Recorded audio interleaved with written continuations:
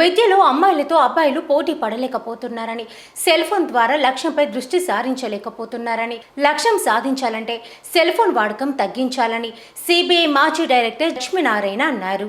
మంగళవారం హనుమకొండలోని motion junior కాలేజ్లో freshers day కార్యక్రమానికి సిబిఐ మాజీ డైరెక్టర్ లక్ష్మీనారాయణ ముఖ్య అతిథిగా హాజరయ్యారు.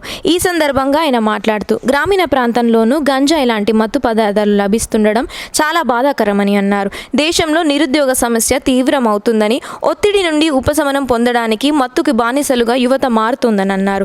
సినిమాల్లోనూ మత్తు పదార్థాలు వాడకం అధికంగా చూపుతున్నారని, అలాంటి వాటిని తప్పించుకోవాల్సిన బాధ్యత సినిమా వాళ్ళపై ఉందని అన్నారు. రాష్ట్ర ప్రభుత్వం కూడా మత్తు పదార్థాల వినియోగానికి వ్యతిరేకంగా భారీ ఎత్తున ప్రజల్లో అవగాహన తేవాల్సిన అవసరం ఉందని, పోలీసులు కూడా గంజాయి తదితర లాంటి వాటి నివారణకు చర్యలు తీసుకోవాలన్నారు. జరుగుతోంది. ఆ సందర్భంగా నాకు తెలిసిన కొన్ని విషయాలు ఈరోజు వారికి చెప్పడానికి రావడం జరిగింది.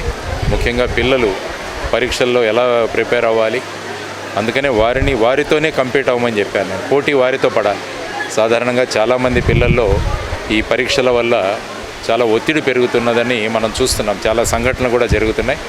ఆ విధంగా కాకుండా మనతో మనం పోటీ పడితే, తర్వాత పరీక్షలను ఒక పండుగలాగా మనం అనుకుంటే, ఆ తర్వాత మనం నిర్దిష్టమైన మార్గంలో కనుక మనం ముందుకు వెళితే విజయాలు సాధించగలం. ఒక్కోసారి విజయం సాధించలేకపోయినా కూడా మన కోసం ఇంకొకటి ఏదో రాసిపెట్టి ఉన్నదన్నది మనం అనుకొని ఆ విధంగా ముందుకు వెళ్ళాలని ఈరోజు పిల్లలకి చెప్పడం జరిగింది.